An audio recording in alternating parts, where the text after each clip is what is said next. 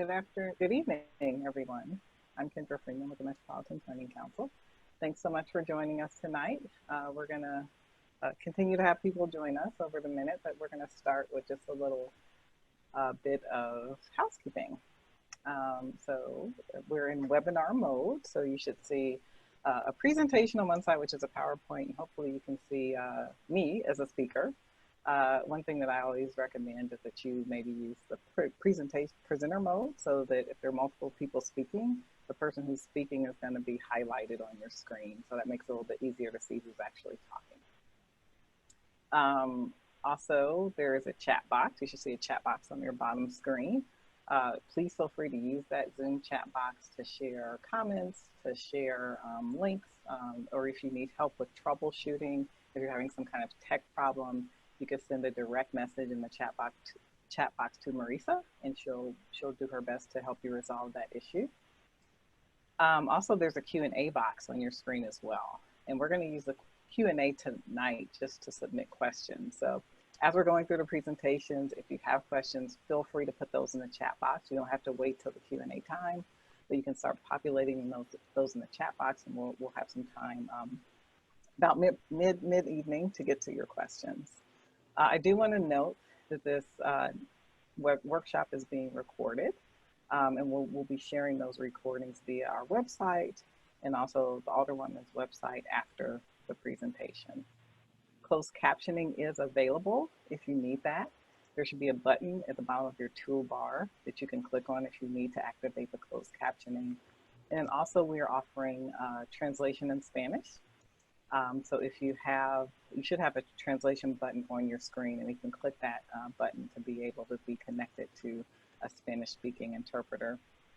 If for some reason that doesn't work, please reach out to Reise in the chat box. And maybe I'll ask Reise just to translate that portion of how to access the translation, just in case.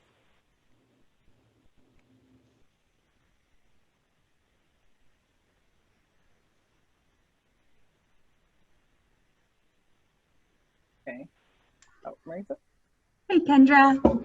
So everyone, if you can look at the bottom of your screen, there should be an interpretation button that you can click on, and you can click on either English or Spanish. If you click on the Spanish, then you will be directed to the Spanish audio channel, but still be able to see the live video.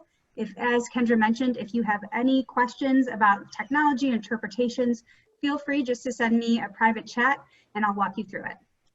So Reise, before you go, can you say that quickly in Spanish, just in case we have some Spanish listeners? Yeah, I'm actually going to have, don't know what I'm saying. Yeah, I'm going to actually have Angie translate great.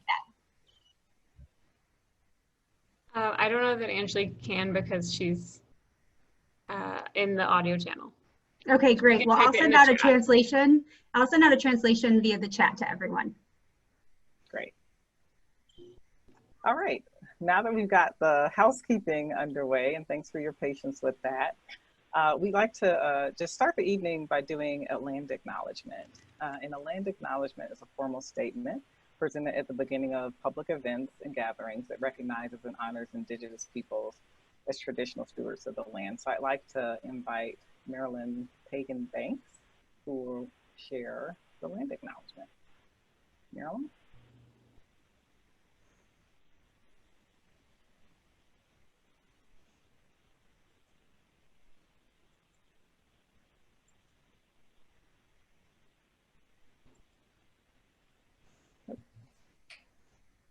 Reverend Marilyn? Marilyn, did you unmute yourself? We are not able to hear you. Guys, good evening. I'm Reverend Marilyn Pagan-Banks. I'm the Executive Director of Dept Harvest, and I'm here to do this land acknowledgement with the permission of the American Indian Center of Chicago, who wrote it, and I'm sharing it on their behalf. And just understanding that land acknowledgement is an easy way to start changing the systems of oppression that keep us all from succeeding. Before we do our land acknowledgement, I want to provide a bit of context and also recognize that land acknowledgements are really complex. It is so important to recognize that this country was founded on genocide and the removal of its first people. So by doing land acknowledgements, we are starting to recognize a more truthful history of this country. We are providing healing to the land by speaking to it and saying the names of its caretakers, our indigenous peoples. A land acknowledgement should always include recognition of the actual land itself and its relationship to Native peoples. It should recognize that we are talking about a specific moment in time while also providing acknowledgement that Native peoples are still living and thriving. Land acknowledgements will always be flawed, but we must understand they are living documents that can change and grow as more information and knowledge is shared together. In places like Chicago, where there are no federally recognized tribes, we also have to be cautious in who is acknowledged due to tribal nations' sovereign status. Finally, the land acknowledgement should be a call to action for others to address their relationship with Native peoples and organizations that work on behalf of Native peoples. On behalf of myself and our attendees, I acknowledge and give respect to the land that Chicago now claims. I am thankful to be sitting in a place that has major waterways that created trading routes and urban lifestyles. Most importantly, I give honor and gratitude to the first peoples of this area who lived in relationship, cared for, and welcomed others to this area. I recognize the Potawatomi, Ojibwe, and Ottawa nations as the signers of the Treaty of Chicago. I also recognize that other tribes, including the Ho-Chunk, Miami, Menominee, Illinois Confederacy, and Peoria peoples maintained relationships with this area too. Despite government policies that enforce genocide of American Indians, Chicago today is home to the 6th largest urban Indian population and consists of members from well over 100 different tribal nations. We continue to live, love, work, play on, and share these lands as our families and relations taught us to. Thanks so much, Marilyn, for that.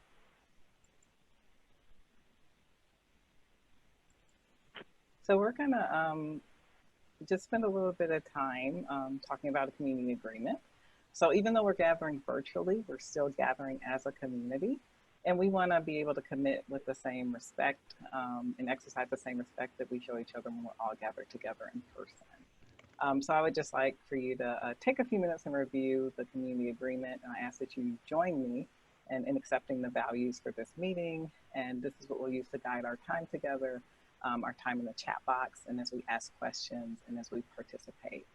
So just embracing the values of being guided by respect, acting with best intentions, listening deeply, honoring lived experience. So thank you for your commitment to that. Now I am thrilled and excited to introduce Alderman Maria Hatton to really kick us off and get us started. Alderman Hatton. Great, thanks, Kendra.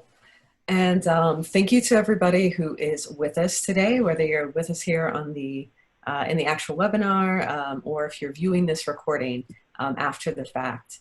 Really excited to be able to realize through a lot of hurdles and a global pandemic what is going to be a first for the 49th Ward and in my office, and having a real participatory planning process around an important community asset. So we're here today and we're in this process. My office, we reached out to the Metropolitan Planning Council what seems like to be a really long time ago now, many months ago, to ask them to work with us on building a different type of community planning process. So we want to make sure out of my office, and it is important to me, that whenever we're working on development, whenever we're making decisions about the land in our area, the use of space, and especially for an area of land in a part of our community that's so long seen, not a lot of love, not a lot of investment from the city. We've got a lot of factors, being on the border with Evanston, having a pretty far distance from downtown, and some other community characteristics we'll talk a little bit more about when I pass it to Torrance that mean that sometimes we get overlooked. So it was really important looking at the Howard Ashland lots, which are city-owned property. So they've been marvelously home to the Peterson Garden, a lot of community gardeners and urban farming happening. And these spaces are city-owned lots. And I want to make sure that we're not caught off guard or left just reacting to someone else's proposal. Even in my short time in office, we've received 3 proposals that developers or community or organizations had wanted to submit to my office or submitted to the city. And I want to make sure that we're not caught off guard. So going through this community development process, through the Corridor Development Initiative, we're really going to be putting first, what do Rogers Park residents want to see? What do Howard area residents want to see in this space? What's the best use we can make of it? And how do we want to present ourselves so that we've got developers and companies reacting and responding to us rather than the other way around? So really excited for you all to be with us for this kickoff.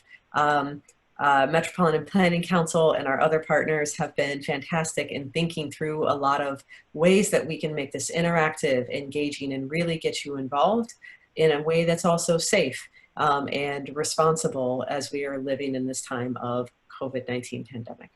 So I'm going to hand it over to our Director of Economic and Community Development, Torrance Gardner, who's been doing the bulk of the work out of the office on this. And he's going to share with you a bit more about what to expect and why we're doing this. Torrance, I'm turning it over to you. Thank you, Alderwoman Haddon. Hello, Rogers Parkers, and those who've joined. Very excited to show you this special site. As Kendra airs up the video, we are seeking to we're seeking your help to plan this special site all this month. This location at 7519 to 33 North Ashland is at the southeast corner of Howard Street and Ashland Avenue. It is located across from Willie B. White Park and the Field House, and just 1 block away from the Howard Street CTA station and the Gateway Center. This irregular shaped location is made up of 2 lots spanning just over 1 acre, or roughly the size of 1 football field. As Alderwoman Haddon said, the lots are city-owned and currently being utilized by the Peterson Garden Project, as shown with their garden beds below in the drone footage. The Peterson Garden Project started this in 2014.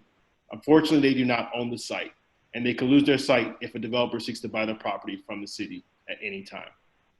Please join us in helping make sure that the neighborhood can reap as many benefits as possible from this very special location.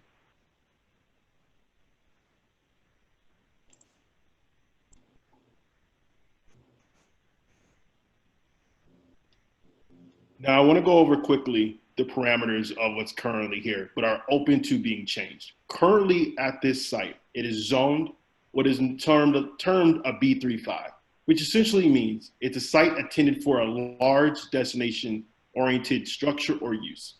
It permits or allows residential living above ground floor with the maximum height of 81 feet if a structure was to be built. The city's planning department will go over more later in this webinar as it relates to zoning and what's around there. But as you notice from this picture, there's a lot of business zoned use, some open space land, but largely a lot of residential use around the site. This is open to, again, to be changed at this site. This zone that it's currently zoned as does not have to be as it is. It's open to how we wish to see it from what we come out at the end of this process. Next slide.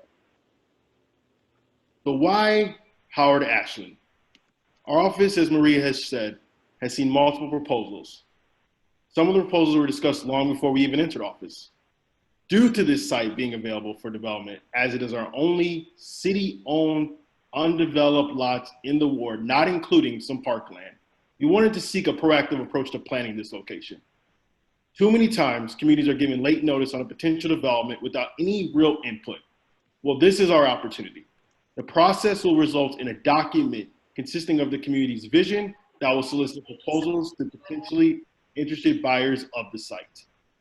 This location is located near great assets like the historic CTA hub, which services the red, purple, and yellow line, multiple bus lines, the major gateway center hub, as well as our amazing community organizations like Howard Area Community Center, Family Matters, A Just Harvest, as well as our local school, Gale Elementary.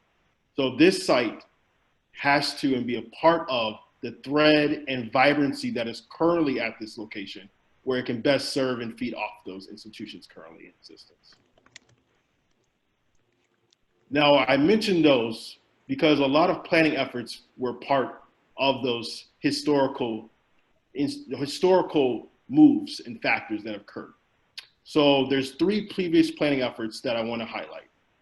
The first was formed in 2006 by Dev Corp North, who is now RPBA, or Rogers Park Business Alliance, to address decades of a commercial disinvestment and map out strategies to attract new investment at that time. From there, the Vision Clark Street Plan was produced in 2017, which was spearheaded by RPBA, planning efforts for purposes of elevating Clark Street into a more vibrant and sustainable commercial corridor. The project focused on the stretch of Clark Street from Howard to Devon, with a specific focus on the intersection of Howard and Clark. And then finally, our office, during the time of COVID-19, where we couldn't be as engaged with the community as we wanted to, I decided to spearhead something internally to look at where we are at, specifically for Howard Street, and where we could go. So I formed a plan called Being on the Edge. We are constantly seen as on the edge by the city and by residents who live or have interacted with that street. So I wanted to see where we're at. This plan is currently up to date, but is constantly always able to be adaptable with the community's efforts as we move forward with this process. As I want to end, thank you for being part of this process. Rogers Park is in all of us. And what I mean by that, we all have something to provide to this community. And this process and this site can be one of our truest chances to show what we can do as Rogers Parkers within our own city of Chicago. Thank you. Thank you, Torrance. And thank you, Alderwoman Haddon. I'd like to take a minute just to talk a little bit more about Metropolitan Planning Council. As the Alderwoman shared, she reached out to us to help support this process. So MPC, as we also are known as, we are an independent not-for-profit organization. We care about building strong neighborhoods across the region, and our work is really focused on advancing equitable access to housing, transportation, natural resources like water. And we do that in a number of ways, through research, through policy change and advocacy, and also to providing technical assistance at the community level. I think our sweet spot is being able to serve as neutral conveners and bringing the community together, government agencies together, and business together to really address some of common challenges that we face in our neighborhoods. So this initiative is really anchored in our housing and community development work to really encourage transit-oriented development throughout the Chicago region. So ETOD means Equitable Transit-Oriented Development. And what it really is it's planning with communities so that all people from all income levels experience the benefits of living near transit hubs. ETOD is as important as a process as it is with the end result. At its best, it seeks the best outcomes for community stakeholders by using an equity lens.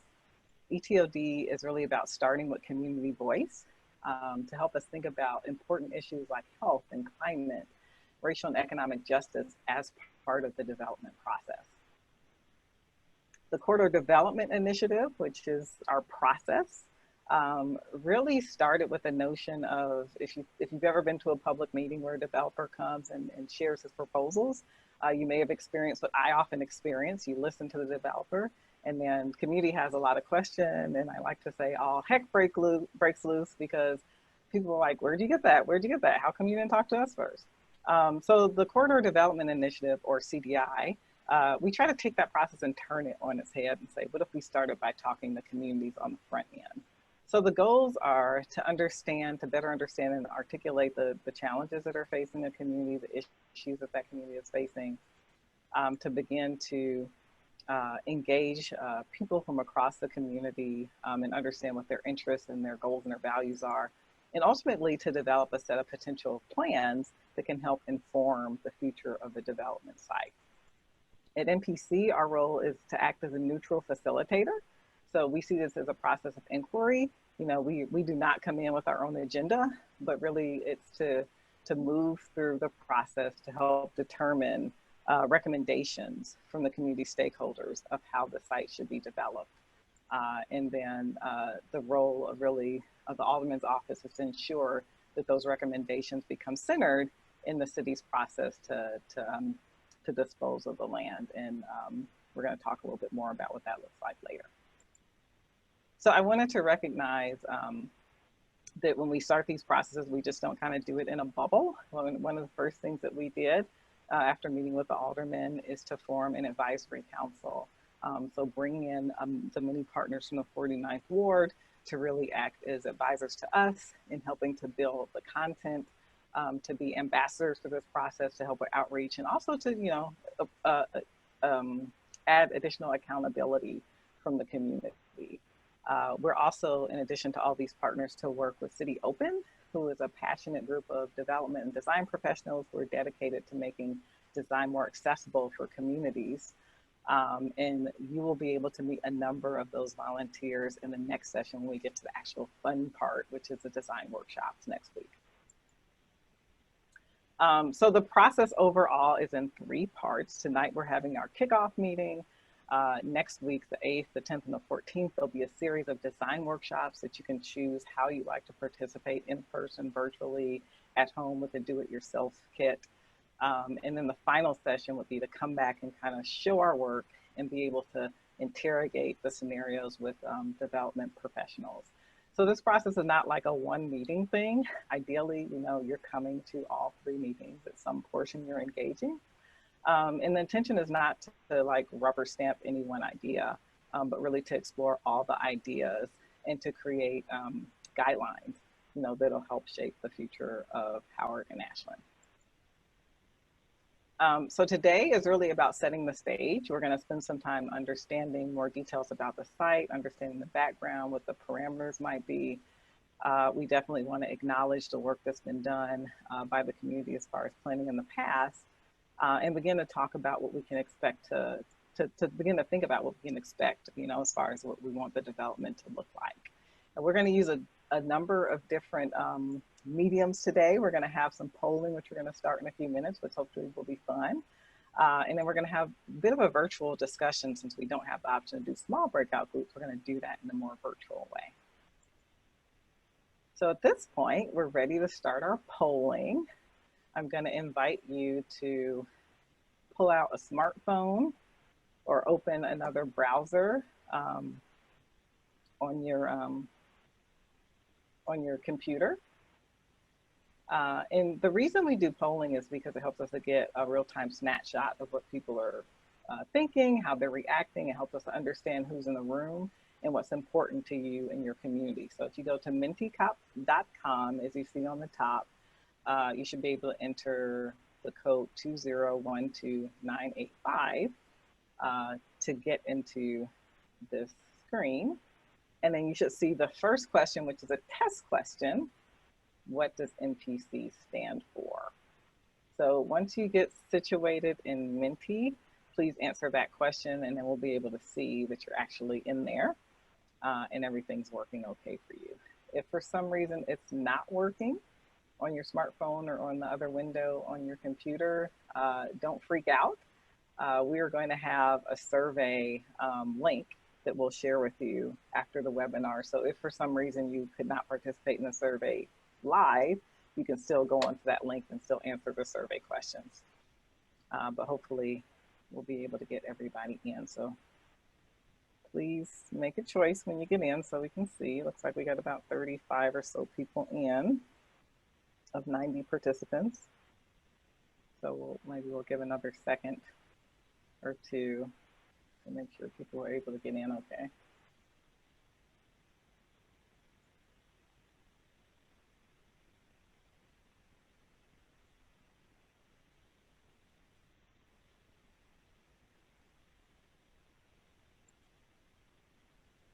Okay, I think we're almost ready to start the next slide. So the first set of slides are going to be a number of slides kind of asking who you are and where you live and more demographic information. And I just want to say, you know, that's important for us because as we're doing outreach, as we want to make sure we get a good cross section of the Rogers Park community, that information helps us understand like who's in the room and who's not in the room.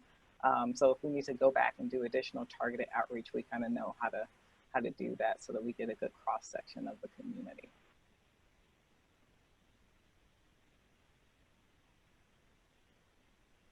So Rachel, okay, here we go. So the first question is, what is your role in Rogers Park? I live here, I work here, I live and work here, or none of the above. I just like it here. So please click on the appropriate response. We'll give people a couple seconds to do that.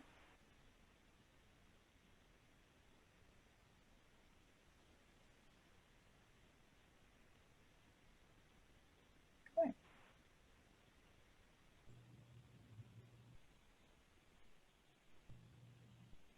So we're seeing a good chunk of the circle of people who live here. That's great. And the next biggest chunk are people who actually live and work in Rogers Park. And if you're joining us on Facebook Live, you should also be able to go to menti.com and enter the code and also access the survey.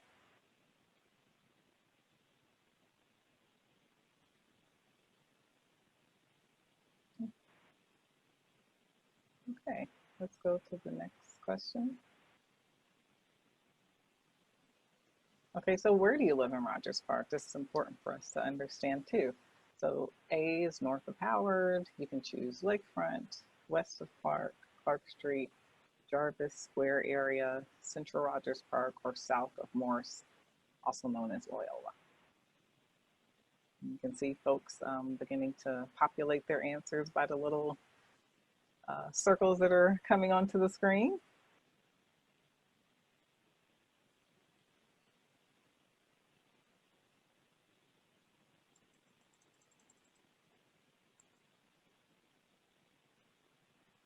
Give folks a few more seconds for that.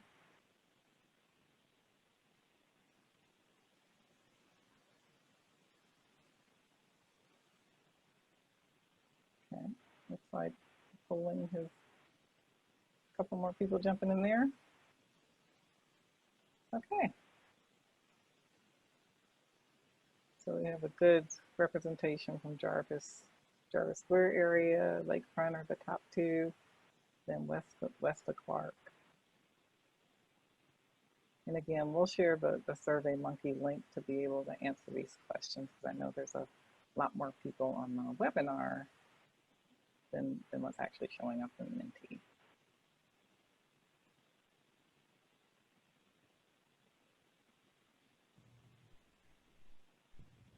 Okay, let's move on to the next question. So if you live in Rogers Park, do you rent or do you own? So please let us know if you're renting, if you're owning, if you, or none of the above.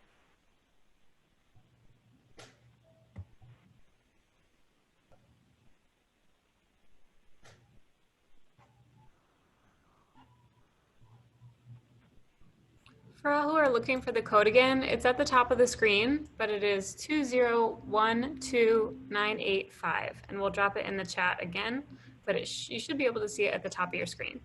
And once you have entered it, you won't need it again. And we're going to use the same one for a later post. You could probably just keep the screen open for later. Okay, so a good portion owned and a good portion rent, so it's kind of close.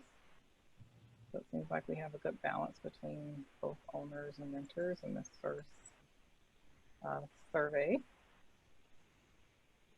Rachel, I think we can go to the next slide. So how old are you? We will not be sharing this information publicly, so it's okay to be honest. I hate answering this question too. But this gives us a good idea of like who we're hitting. Do we have voices of young people? Do we have voices of seniors? Do we have people in the middle? So if you can go ahead and choose what age range you fall into, 0 to 18, 19 to 30, 31 to 50, 51 to 64, or 65 and older.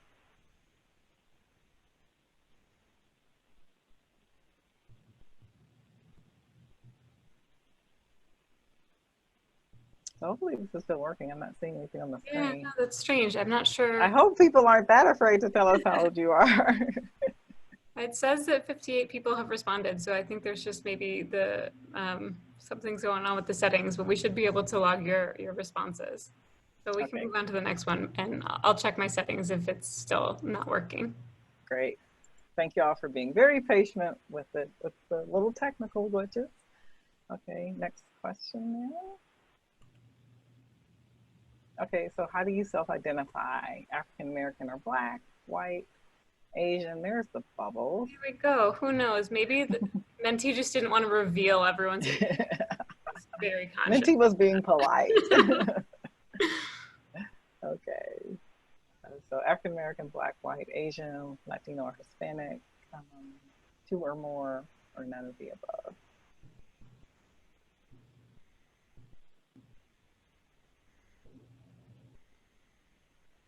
Okay, this is a good, I think, critical mass of people voting, and this is another illustration of why we do this. So if we see, if we know Rogers Park, which we do know is a pretty diverse neighborhood, but we only see a majority of one group participating, then we know we need to go back and do some more targeted outreach. So this is a good example of why we like to ask these questions. Okay, let's go to the next slide. Okay, so these questions are a little bit more about the neighborhood and how you experience the neighborhood. So does this area near Howard and Ashland need more places for indoor exercise, like pools and gyms and dance studios and fitness classes? You can choose yes, no, maybe, or maybe it doesn't apply to you because you don't exercise much. Maybe you're like me and you're having a hard time getting off the couch. Kendra, I'm going to pause this for a second and check our settings and make sure, see if there's a reason why this is not coming up. So just give me a second because I see that people are answering and I think it might just be a quick button I need to press. So I'm going to pause this, try and fix it on my end. Great. Thanks, Rachel. And thank you all for your attentiveness. We are rolling with the glitches here. See, hold on, I got it back. It just didn't want to do it the way we wanted to do it. Here we go. Awesome. Okay, there you go. Great. So we were able to fix that in real time. So give maybe 2 more seconds if you didn't get a chance to answer this question to get your responses in. But we're seeing no, so no is the highest response and very close as maybe. So there's a little inconsistency on whether we need more indoor spaces for exercise. Maybe that means there's a good representation of spaces across the neighborhood. We are going to aggregate this data with other data we get from the poll for people who watch the webinar later too, so we can have a stronger snapshot. So I think we can go to the next question. Okay, does the area near Howard and Ashland need more places for outdoor exercise? So walking, playing sports, bicycling, playgrounds, do you need more outdoor space? You can respond to that now. You can still respond even though the visual is gone. Sorry, I'm trying to, it's being difficult, but we're getting there. Yeah, so Minty is still recording it, so please still, get your responses in there. So coming down, but still seems like no is a big part of the response that people may feel, and maybe is the next one that people may feel like there may be some adequate resources. Okay, let's go to the next question. So how easy or difficult is it to get healthy foods in the area around Howard and Ashland? Is it very easy? Is it somewhat easy, somewhat difficult, or very difficult? If you want to get a healthy snack or a healthy meal, is it easy or hard to find right around Howard and Ashland? So it looks like we may have some competing interests here. Results are still popping in.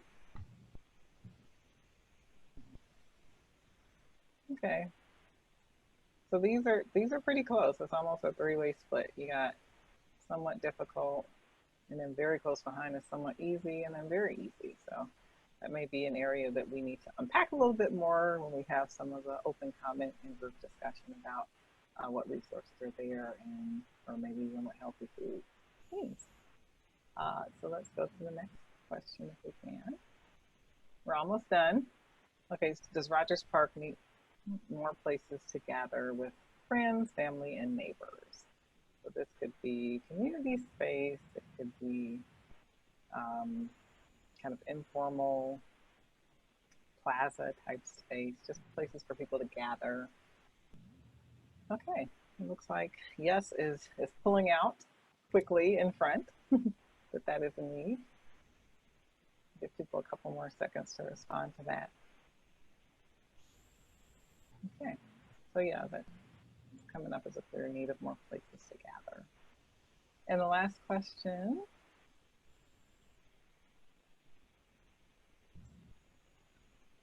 So how easy or difficult is it to find health services in the area? And I'm particularly thinking about there around Howard and Ashland, services such as a flu shot or COVID testing, mental health services, etc.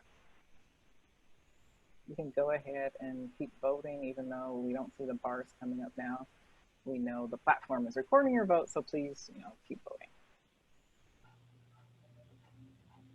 I'm going to pull it back up in 1 second. Oop. As someone mentioned, it seems just the bar graphs that are being finicky, so we'll make sure to not use bar graphs when we do this for the next section. We will fix it for the next session. Okay, so somewhat difficult. Most people feel like it's somewhat difficult, but very close behind is somewhat easy. So again, this is another question we probably want to unpack a little bit more in some of the comments in the group discussion. Okay, so thank you. Rachel, I'm gonna go back to sharing my screen. Sounds good, thanks Kendra. And you can keep that nearby, that Menti window open nearby, because we're gonna use it again a little bit later.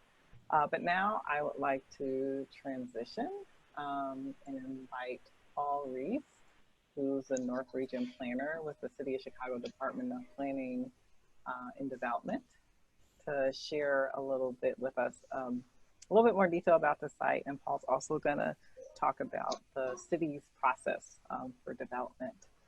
And then Paul will be also followed by Emily LaFlamme with the Chicago Department of Health to talk a little bit about how we can use health data in the development process. So Paul. Yeah, thanks, Kendra. Hello, everyone. As she mentioned, my name is Paul Reise. I'm with the city's Department of Planning. I saw a lot of familiar faces on the participant list. So prior to my time at the city, I worked in Rogers Park. I was a SSA manager for the Howard Street. So I'm very familiar with the neighborhood. I'm very familiar with the site, and I'm very excited to be part of this process and kind of see what the outcomes are from this CDI process within PC. So just to kind of, you guys know this site, right? You live here, so just to orient yourself, we're in Howard and Ashland, where Rogers cuts through, adjacent to the Howard CTA station. If you could hit the next slide, please. I'm going to go over a little bit of the zoning here. So B3-5 is the official zoning designation for the site. As Torrance mentioned, that's just kind of the starting point, right? So part of the RFP process, we can kind of renegotiate that. We can change it. The city is very supportive of changing those to achieve whatever development goals kind of come out of this process. But Howard is all kinds of commercial and business uses, pretty standard for a neighborhood commercial district surrounded by residential. If you can go to the next one, please. A little bit of the history of the site. So again, a lot of you might be familiar with some of that, but I'll just hit the highlights. So the Learner newspapers was on this site. They closed around 1990. Over the next, handful, 5 to 10 years, there were, 5 or 6 different proposals put forth, usually around, 30, 40, 50 housing units, townhouses, or attached apartments. All of those kind of fell through for whatever reason. The city did end up purchasing the property in 2012. They did some initial soil remediation using the last of the TIF funds that were available on Howard Street. And then around 2014, another RFP was put out, and we didn't get many serious responses. So at that point, RPBA and the Peterson Garden Project put their heads together and came up with a community garden that's there today. It's a year-to-year lease. The city has, still owns it. The garden leases it every year, and that kind of gets us to where we are today. As mentioned earlier, it's definitely TOD eligible because of its proximity to the Howard station. What that means is you can build with a higher density and require less parking than you normally would be able to build. And just to mention, like, if housing is one of the uses that end up being developed on this site, the ARO requirements require 10% affordable housing set aside, but that can be negotiated in the RFP process as well to require more than the standard 10%. Next slide, please. So I want to hit the highlights of the RFP process. And for anyone who doesn't know, that's request for proposal. It's a pretty formal process. Revamping it actually as we speak in the department.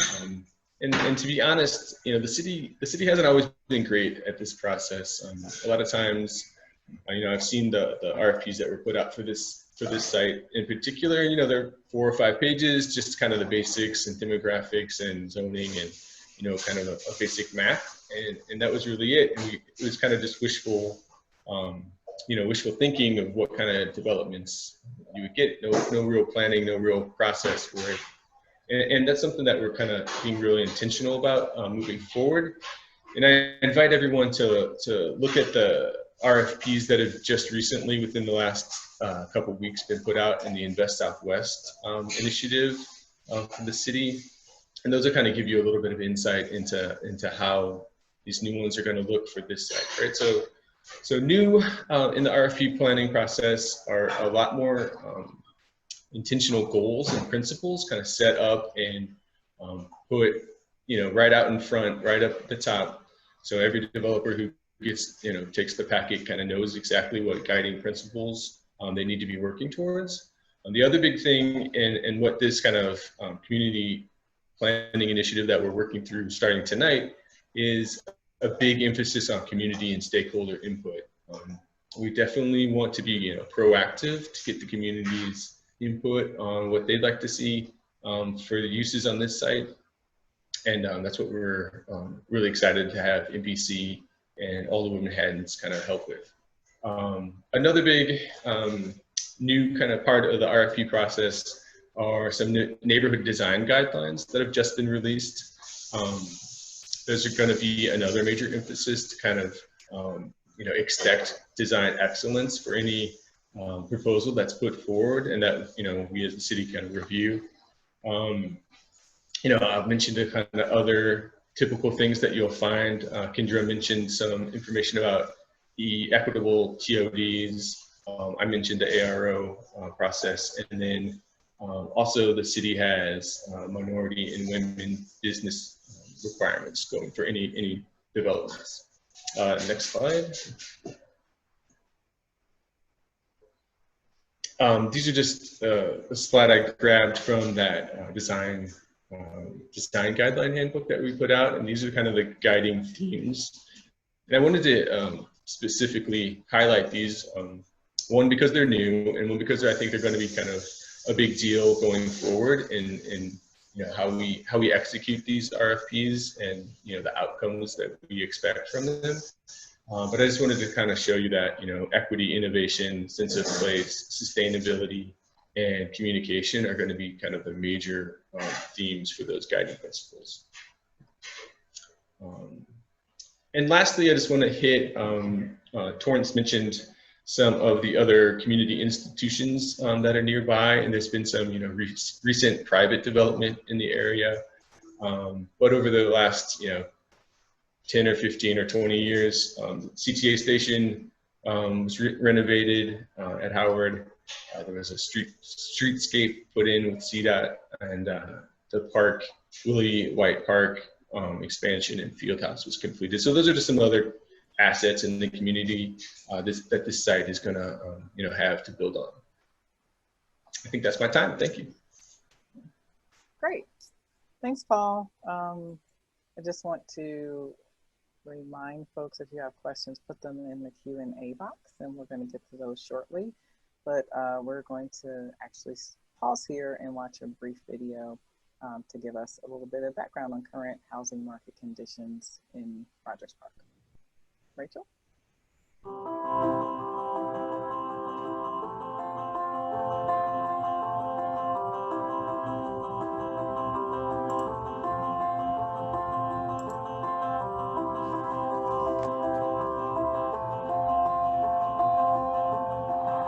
Hello, my name is Jeff Smith. I am the Executive Director of the Institute for Housing Studies at DePaul University. I'm going to talk today about housing affordability pressures, particularly those in the Rogers Park neighborhood.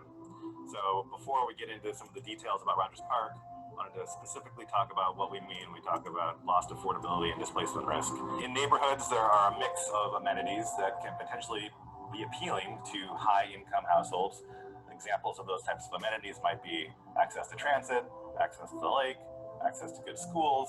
As these amenities attract higher income households, that has an effect on the overall affordability of the housing market, as those higher income households compete for the existing housing supply, causing rents to increase, causing house prices to increase. As that happens, there are potential pressures that certain more vulnerable populations in the neighborhood might experience.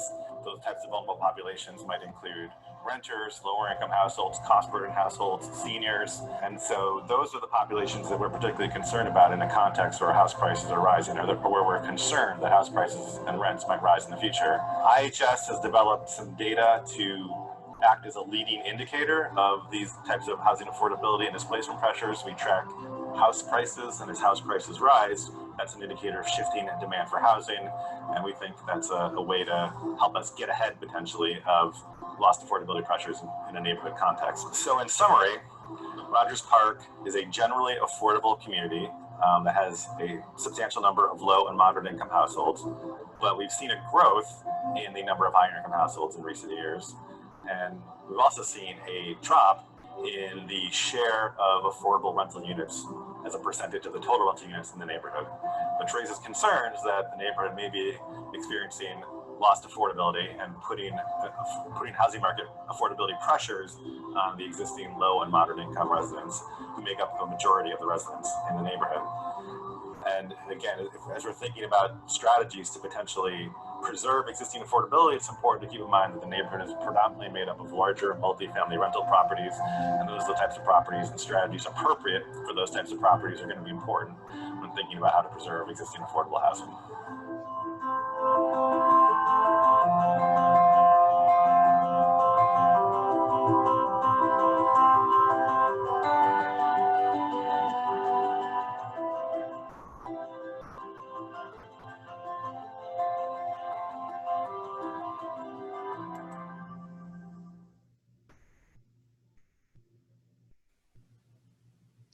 Okay, we're back.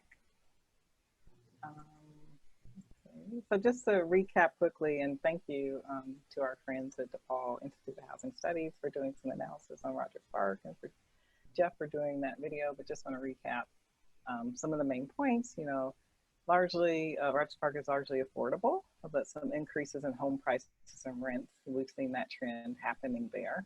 And that raises concerns for long-term affordability. There's also been more higher income households moving into the neighborhood, but still Rogers Park is primarily moderate and low-income residents. And you know, we also recognize that the student population from Loyola may skew that a little bit too, because we know a lot of students also live in the area too. And then when we compare, you know, to the city average, that there has been some loss in lower cost rental units in Rogers Park, but the housing stock, you know, largely has larger buildings that are a bit denser and are good opportunities to preserve affordable housing opportunities, either naturally occurring affordable housing or to think about how do we incorporate affordable housing opportunities into future larger developments. So if you have questions, again, I encourage you to start populating them in the Q&A. And I'd like to introduce Emily LaFlamme with the Chicago Department of Public Health to help us understand a little bit better about Rogers Park health information. Emily? Great, thank you very much, Kendra. Hi, everyone. My name is Emily. I'm with the Chicago Department of Public Health. And thank you to Alderwoman Haddon and MPC for inviting us. We're here to help you think through ways in which this development can ultimately benefit the health of your community. And when I talk about health and the way that we think about health at CDPH, we're talking about long-term health outcomes like life expectancy and chronic disease burden and disease incidence. We're thinking more upstream at health behaviors like eating healthy foods, exercise, getting together with friends, and even farther upstream about the conditions in which we live that contribute to our health. And so that's where we're talking about things like access to healthy and affordable food options. We're talking about affordable housing. We're talking about safe spaces to gather, access to transportation. All of those things benefit health. What is here on this site at Howard and Ashland is a community garden already providing a huge number of health benefits to your community. And so we want to make sure that we preserve some of those benefits and expand on the health values that you all share as a community. So what I'm sharing with you today is some health data to help support your lived experience as it relates to health. The Chicago Department of Public Health has a website called the chicagohealthatlas.org, and maybe Debbie can drop that URL into the chat, where you can find health data for Rogers Park over a range of different topics. We did some conversations earlier in this process with a local advisory committee and with Alderwoman Haddon's office, and pulled a few health metrics together in a one-pager that I do believe Debbie has shared in the chat already. It's a two-pager front and back that summarizes some key health indicators from respiratory health to access to healthy foods, to safety and mental health. And importantly, also mentions the impact of COVID-19, disproportionate impact of COVID-19 on different racial groups in our city. And we know that the long-term impacts of the pandemic will last for some time. So how can we react to that and ensure that what is developed here provides for the health needs of the community? So this is a snapshot of the worksheet. This is the front page that's summarizing those data, and the backside summarizes some design strategies that we know can benefit health. So as you're thinking through what could possibly be here, we hope that this worksheet can be a resource for you to kind of get some ideas for how this development can impact health. And I will be here throughout this process, so if you have questions, I'm here to answer them.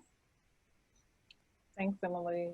I'm going to invite all the panelists to turn their cameras back on for our question and answer segment. So Paul, Torrance, Alderwoman Hatton, and then we will go to Marisa and Debbie to queue up some questions for us. All right, wonderful. I'm going to just start reading some of these out that we've received via chat. And the first one is, why wouldn't we want 100% affordable housing on this site as Logan Square just broke ground on? Maybe Torrance, Maria, or Paul, would one of you like to take this first? I'll take this one first. There's nothing to say that we wouldn't want 100% affordable housing on this site, I guess is the easy answer. David, I know that's you. Just to say, but I think it was really important to me in this process to our office that we not start with a foregone conclusion, right? We're not looking to say, this is what we think the neighborhood needs. We don't have any other city-owned space that would potentially be up for development. And this is an area where we have a real opportunity, and we wanted to hear what the neighborhood wanted. And so I've definitely heard from neighbors in the area concerns about having 100% affordable housing. I'll say this area is where we have some of our highest concentration of affordable housing. And so we're going through this process to figure out more information, but that very much could be a possible outcome. Great, thank you, Alderwoman. Next question. Has the loss of affordable housing been a net loss or just a shift in percentage? Kendra or Maria, one of you speak to that?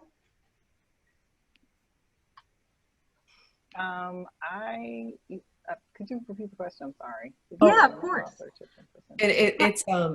I'll say it was from the DePaul Housing Institute. Yeah. About whether it's a net loss or a loss by percentage of affordable housing. I'll say I don't have that information. We might have to pull that from the DePaul Housing Institute.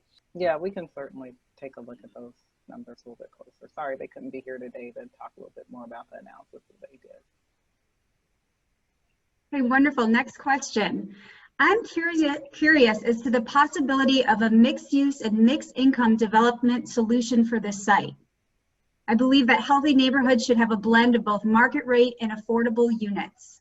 What does the council propose to make sure there's some balance and not a concentration of one extreme or the other? Is that question to NPC? Sounds like to NPC. Okay. And I would say, you know, this process is part of that. We're not NPC proposing, you know, what should be on that site. This process is to engage the community in talking about the balance of what should be on that site. And when we get into the next session where we actually get to talk about scenarios, we're going to dig a little bit deeper into unit mixes and kind of what that looks like. So we're not, again, coming in with our own agenda to say this should be 100% affordable housing or whatever. We're really here to help steward the process and to listen to community and to help you look at the data and look at the conditions and come up with scenarios that you feel like are best for your community. Great, thank you, Kendra. Next question. Would closing the portion of Ashland between Howard and Rogers be considered as part of this development?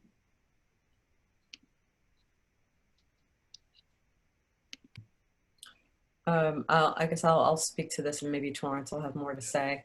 Again, we've got a lot of flexibility on what type of proposals we would entertain, but it's going to have to be based on what the use is, right? How are we looking to use the space? What's the way we're trying to design it? You know, is there a development that we're putting there? What type of development? What are we doing with the green space? So I know it's just going to be weird throughout most of this process, guys, because we're not telling you what we think should be there. We're going to work through a process and really bring in a lot of community input, as well as some expert advice here for us to decide what we want to see. and then that RFP process will get a few more development proposals down the line that we can respond to, but something that's built on what we design. So who knows? It could be, but it depends on what that proposed use is for closing down that part of the street. To add to that, so any idea that comes up, it's going to come with its own challenges and expectations. So if we do propose closing down the street, remember, we would then have to make sure we really work with Chicago Department of Transportation and other departments that will be a little more of a hurdle. So all ideas that come up, we have to always also value and realize, are we adding more to our plate, if not just focusing on the site itself? These are all questions and things that will come up throughout this process. Anything we come up with, any extra things even we come up with, we have to also work through the parameters and regulations that the city has. So always be aware of that as well. All right, next question. I'm going to combine a couple here. One is, how is affordability defined? And then a follow-up question, when you talk about affordable housing, will that include FHA-approved condos? There are only 3 to 4 buildings in Rogers Park that are currently FHA approved.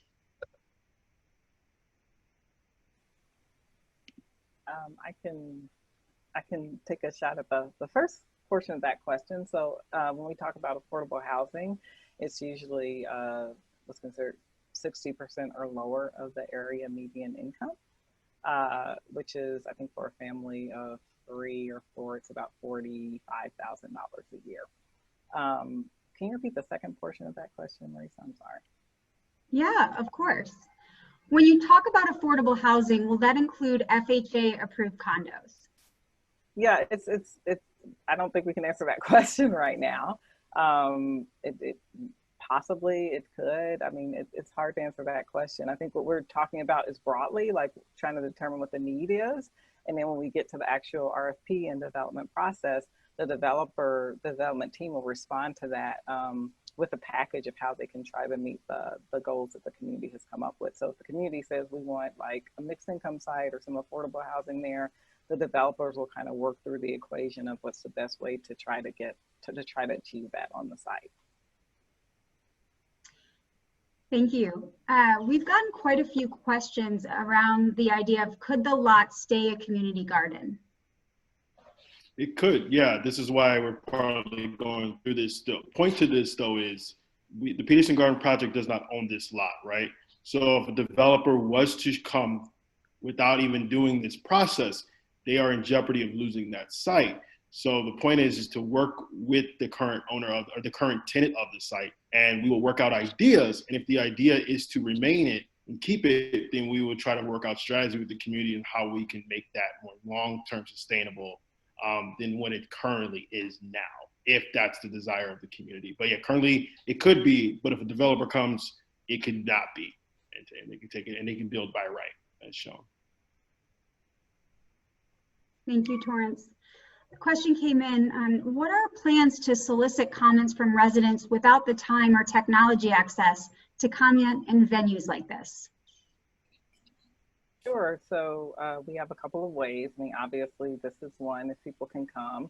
We're streaming it on Facebook Live, but we're also going to push out the videos of this to people as well. So hopefully through their phone access, they can access it that way.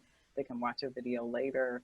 But we're also working with the advisory council partners too, to kind of share this information out. We're looking at the potential of doing some surveys that are non-electronic. So I know there's been interest from people who would just be willing to kind of stop and ask people core questions about the site. So we're really trying to understand, and I think in today is a good litmus test of who are we reaching, how are we reaching them, and how do we need to refine our process in the over the next couple of weeks to make sure we're targeting and getting to people who may not be able to easily access through Zoom. And I would add, because I feel like Kendra's being humble here. I would add that a lot of thought goes into that, and especially from my personal experience, I've spent a decade in community engagement. Access, making sure people know about something is half the battle. So we had volunteers and staff do a lot of flyering. We focused on the geographic areas surrounding this site, and we are prioritizing honestly, in our outreach efforts, the people who are geographically in this area, as opposed to other parts of the ward. And in coming up with design pieces with MPC and Open City, there's also going to be some in-person, socially distanced, small level engagement. And there's also some really cool take-home design kits that they've created and provided for us, so that we've got some physical things, and we are working with those community partners like Gale Elementary, A Just Harvest, Family Matters, Howard Area Community Center, and others from that list in the presentation, to make sure that we're kind of prioritizing as well who's getting those in-person resources and those physical things. And we also need you guys to share with your neighbors too. So please share what you've learned, invite them to the next set of meetings that are coming up. Great, thank you. I think we have time for just a couple more questions. Emily, this one is for you. And the question is, does the health data include Rogers Park nursing home residents? Yes, for the most part. They do. The data that were shared come from a number of different sources, and most of them would include.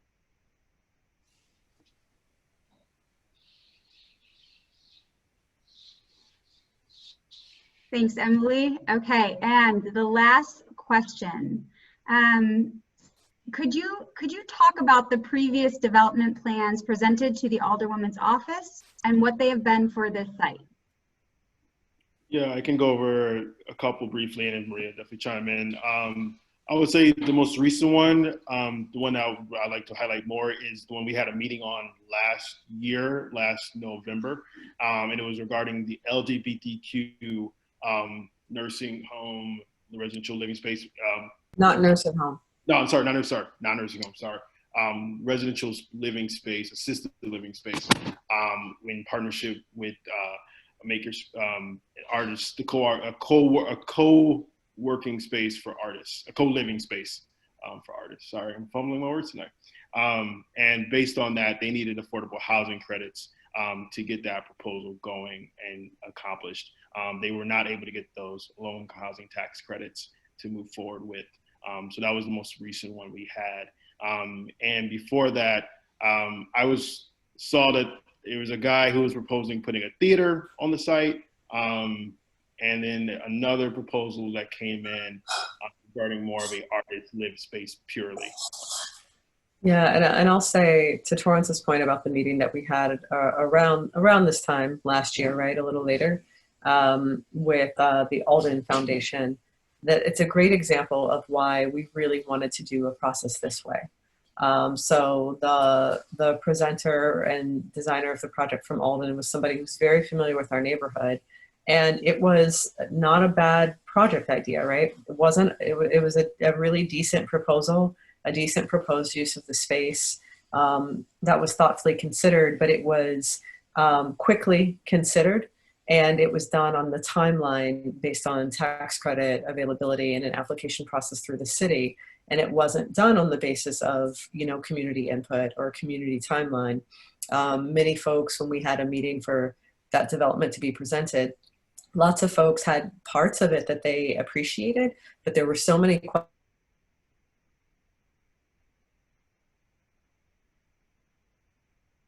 Have built the community garden were very caught off guard, right? Like, wait a minute, where is this coming from? And that's so frequently what development proposals can feel like in the city of Chicago. So that's, I think a good reason of why we're doing this. And just to underline to Torrance's point, I don't get to say what happens with this property. And while the city owns it, and outside of any other agreements that we set up with them, we are subject to, the organization that we had the community meeting for. They applied for those tax credits from the city without, they didn't need a sign on from the alderperson, right? They didn't need a sign on for the community, and they could have been awarded those, and they could have moved forward with the project without us having more of a say in that. So I really appreciate people participating in this process, which I'm sure won't be perfect. but most processes rarely are. So appreciate you guys. Great. So we have to move on, but you can continue to populate questions in the Q&A. We're going to keep all those questions and figure out what's the best way to respond to those, either posting it on our website or some Google Doc where you can actually see the response to those questions. So I'm going to ask Rachel. Thank you, panel. So you can turn your cameras off now. I'm going to ask Rachel to come back, and we're going to go back to Menti. So hopefully you guys are enjoying, using that platform. Pull out your smartphone again, or bring back that Menti tab you had open, menti.com. And we're going to get to the next poll, but then we're also going to do some discussion questions as well. Oh, well, we can see. Reiterate, I know this one didn't come through, so I wanted to share it with you all who didn't see it before. Here are the results of the "How old are you?" question. So with that, we will move on to this new set of questions. I'm going to kind of speed through these ones that we've already done. So I think this one was already live, so some of you had an option to answer it already, but for everyone else, we'd love to know what you'd like to see more of at the corner of Howard and Ashland. And this is just to give a snapshot for how people are feeling today in this moment.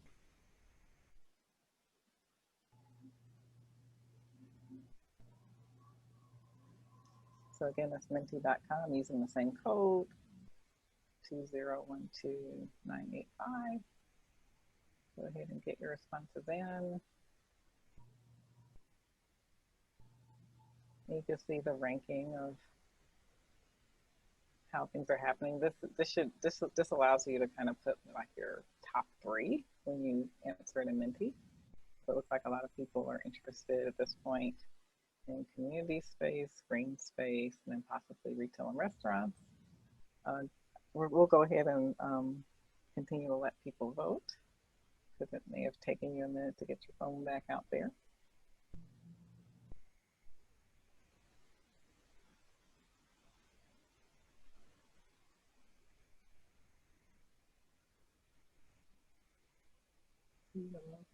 Adjustment, so people, okay, we got some more folks coming in. That's great. Keep voting.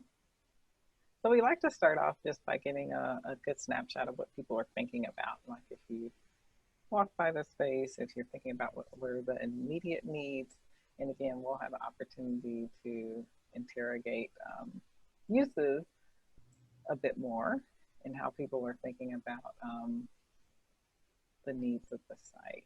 Do we have a critical mass of folks? Yeah, I think it's dropped off a little bit, so I think we can move on. Okay. So the next question is a little bit different. It's an open-ended question, so you can put like 1 word or 2 words or a couple of words.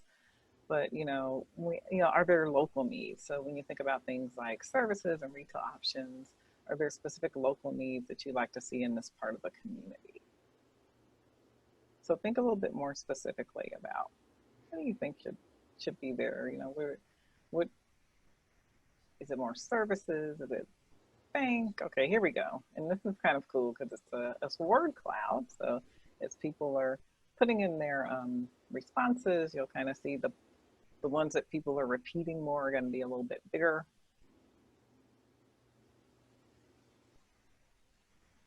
So we're seeing lots of different ideas, suggestions. Dog park, community is a big one. Urban farm community, garden, urgent care. So this is a portion of the meeting where we would like to get 1 or 2 people to kind of comment on how they're thinking about this.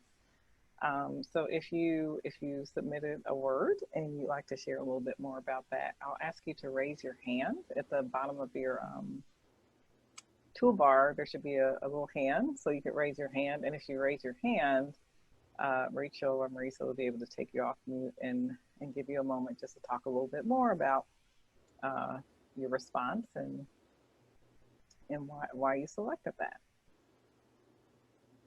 Sounds good. We've got a question from Dept. I'm going to allow you to speak. You should be able to ask your question once you unmute. Thank you. It's Beata, and We've lived north of Howard Street for 42 years. So it's been great seeing Peterson Garden down there and the people who work in the garden. There is a garden on across from Triangle Park, north of Howard Street, but nobody ever sees the wonderful work they do there. So that's why I picked gardening or a community space where people could see each other working. Great, thank you, Vita. Beata. Beata, Sure. I'm sorry. Yeah, thank you, Fiona.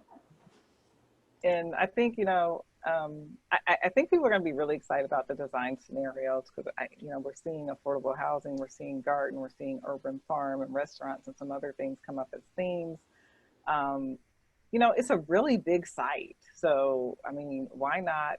I mean, it seems like it can certainly, you know, accommodate more than one use. So maybe it is affordable housing with a community garden. I don't know. I mean, the design session is going to really help unlock our thinking about how we think about this site and the uses and the needs that folks are articulating. Torrance, did you have something you want to say? If I can add, yeah, like I think the tone to set is, and what I'm sensing is, you know how we're so used to someone bringing something to us at the table, and we're like, what's the regulations on it? What are we limited with? What is this? What is that? What we can't do? What we can do?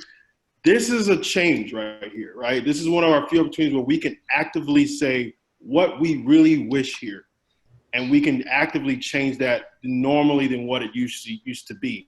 So that's why I think the questions that when they come in, we're so used to asking certain questions in the sense of what you're telling us what we can't have. We're trying to change it with this opportunity we're left with.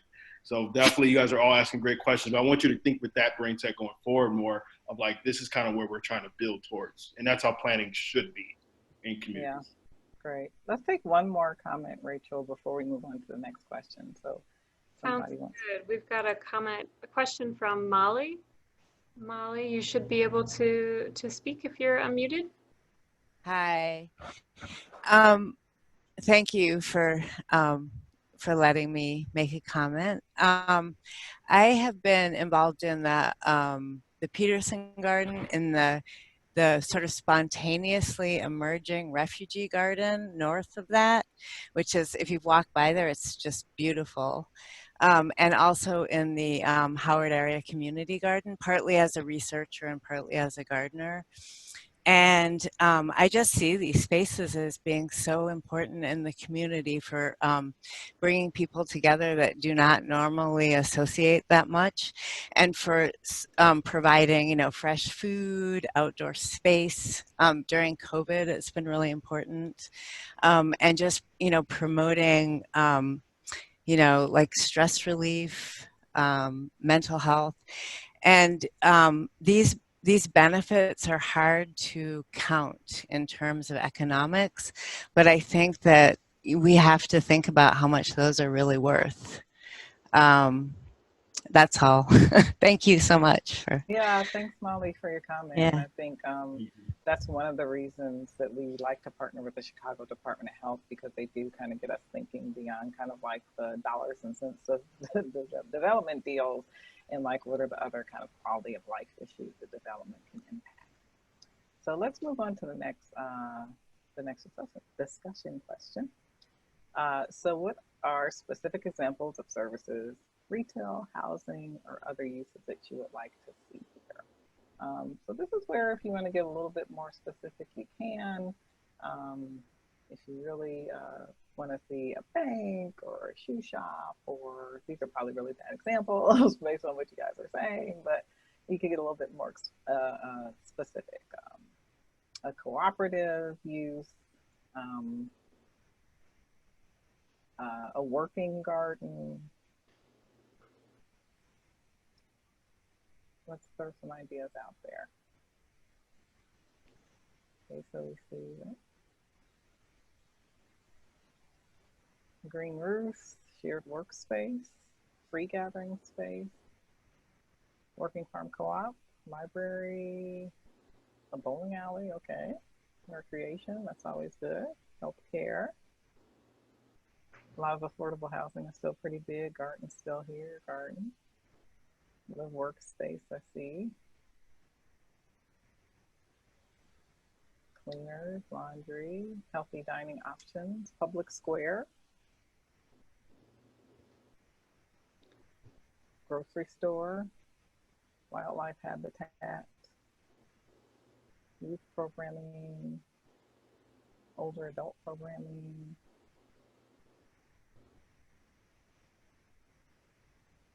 Kendra, do you want to take another? Yeah, I was just going to say, let's take a person who would like to specifically talk about, what they wrote here and why. Sounds good. How about Rachel? You should be able to speak. Oh. Can you hear me? Yes. Yes. Thank you so much for calling on me. I think it would be, I also have been doing the Peterson Garden for a couple of years, and I love it. Me and my family, we love going there. But I also think that this space is such an opportunity to really think outside the box and to maybe make this space really beneficial for, all of the community, and maybe things that I'm just thinking of. I think especially based on what's happening with COVID is there's so much of a disparity between women having to cut back on their work or even quit work because of childcare, and which is going to impact especially African American women, and are impacting the workforce for years to come. And if childcare was available, I think, if I had an ideal situation, just having a 3-year-old myself, if I lived in an apartment building where there was childcare available at a discounted rate for those residents, how helpful would that be? And I think that that's just a huge issue. Also gardens are great, but you can do that on a roof, and that's actually super green. I think that there's so many opportunities for this space. Great. Thank you, Rachel, for sharing your thoughts and comments. And I think, the next phase will help us untap that creativity. How do we combine green space and working space and some of the needs that we're seeing reflected here. We're going to move on to the next question because we want to make sure we're finished when we told you we were going to be finished at 7:30. So how do you feel about your experience of the area? How are you experiencing Howard and Ashland? Does it feel safe? Is it easy to navigate? Is it a good place to meet people? Let's go ahead and populate some thoughts about how you experience the area.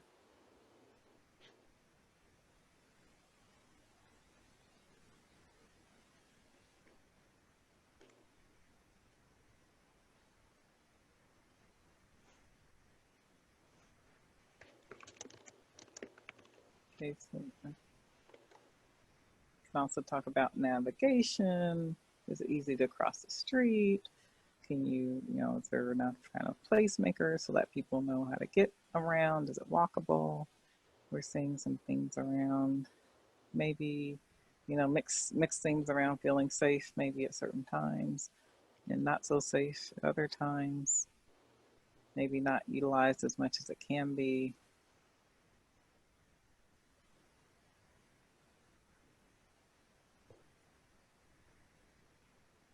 Sounds good. Do we want to take a question in the meantime? Lots of traffic. Yeah, if someone wants to raise your hand, if you want to comment about how you're experiencing that corner. Sounds good. How about Miguel? Miguel, you should be able to speak. Okay, can you hear me? Yes. Awesome. Okay, so I've lived in Rogers Park for probably a good 15 years, mostly in the east of Clark and south of Howard. I think that Rogers Park is great, but definitely there are certain times of the day where it is not safe to travel. I feel that there are certain times that you are not, you're just not able to travel in all parts of the city of Rogers Park. And so that is one of my big concerns. I live off of Sheridan Avenue. I love the community. I'm so excited that it's a heavily segregated or heavily mixed area, but I do worry sometimes that it is very segregated. in certain parts of the city, so, in certain parts of the neighborhood. Great. Thanks, Miguel, for your comment. And again, as we move into the design scenarios, there are kind of ways we could think about, like, how do we improve pedestrian traffic? You know, how do we get more, potentially look at more lighting or sightways and things like that? You know, are there ways through the physical development of that site that we can improve traffic flow and other safety concerns there? So we're going to go to the last question. You can still keep populating, I think, this question. Do they have to stop if we go to the next question? They do. Oh, okay. Sorry. Hopefully you got your thoughts in. So the last one is, what would you do to improve the area? I'm sorry, we have one more after this. If you, so go ahead and populate if you have specific thoughts about what you can do to improve the area. Let's get those thoughts in quickly.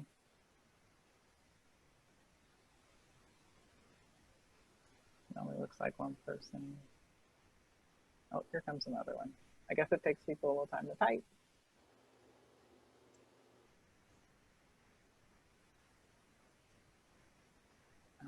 So removing the fence around the garden area, building higher density housing, employment opportunities, develop empty retail space, providing jobs and social options. Nice to have some more community space where people can meet, filling in the gap in the blocks, places to sit, incentives for local businesses. All these are really great ideas. Maybe getting some more patrols in that area, investing in the community garden and making it accessible, youth programming. Yeah, these are all great ideas. So I do want to just give one more, like 30 seconds to finish out this question. And then we're going to put up the last question. I'm going to give some next steps, but we're going to leave that last question open. So you guys can still populate it, even though we're going to switch screens. Let me see, we got about 40 people in here. And again, we're going to share the survey after the session. So if there are thoughts around these open-ended questions, if you didn't get out, you can certainly go and add your thoughts there if you don't get them into this Menti right now. Let's move on. Transition. Yeah, let's go to the next question, the last question. That's good. And the last one is, what do you think needs to happen to ensure that Rogers Park continues to grow and thrive while supporting its existing residents? So what do you think needs to happen to make sure that the neighborhood as we continue to grow and thrive here, that we're supporting our existing residents? So you can populate that. That's going to stay open. Here comes some ideas. Maintain and invest in its mix, more housing, invest and integrate our schools, provide incentives to fill empty storefronts. Great. We're going to leave this open while I talk, but I'm going to change the screen, but we're still going to leave the poll open so you can keep putting stuff in there. Sounds good. So we're going to go back because I want to make sure we're giving you information on our next session and people know how to access that. So oops, let me get my screen share up. Okay.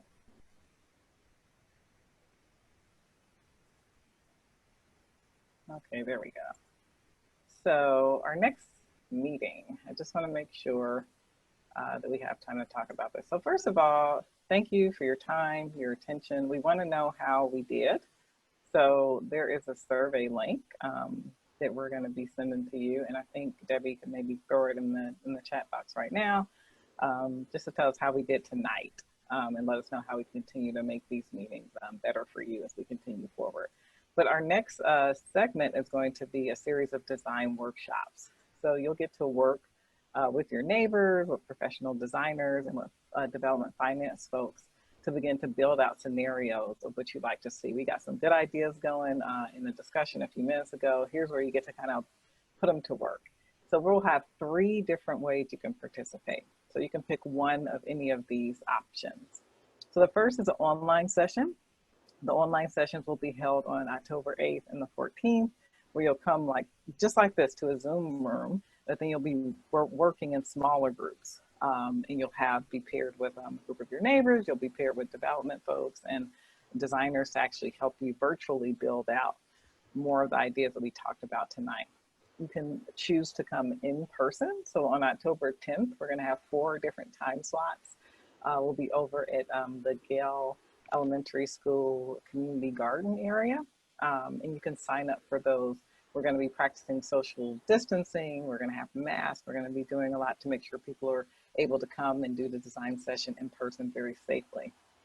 And then finally, Alderwoman Hatton gave us a sneak preview. We created some do-it-yourself kits, and that lets you kind of channel your inner Lego champion and begin to use some foam and a map to begin to build out what you like to see. And it's a great activity to do with your family. And we're gonna ask you, really simple to do. We'll have instructions and some videos there to help walk you through it. And if you choose to do the in-home do-it-yourself kit, we'll ask you to take some pictures and post that to a social media site. Those kits will be available starting the 10th. And you can sign up to pick up a kit either at the Alderman's office, or you can sign up to pick up a kit during our pop-up session on the 10th at Gale Elementary School between 10 a.m. and 4 p.m. So really important to sign up for the sessions. Please go to metroplanning.org/Rogers Park, or you can also text Howard to 33339, and we'll give you updates. We'll send links via text if that's more convenient for you. But you can go to that website. Actually, you can go now and sign up for the next design session if you haven't already done that. So we're at 7:33, which is not bad. We're 3 minutes over, but I just want to thank everyone for participating. And Alderwoman Hatton, I didn't know if you had some parting thoughts that you wanted to share before we officially sign off. Parting thoughts. So just thank you, Kendra. Thanks, Reise. Thank you for the whole team who made this possible and is getting us started. Thank you to all of our participants watching via the live stream or who are here on the webinar. And if you're interested in continuing this conversation, which I hope you are, please follow Kindred Advice, sign up.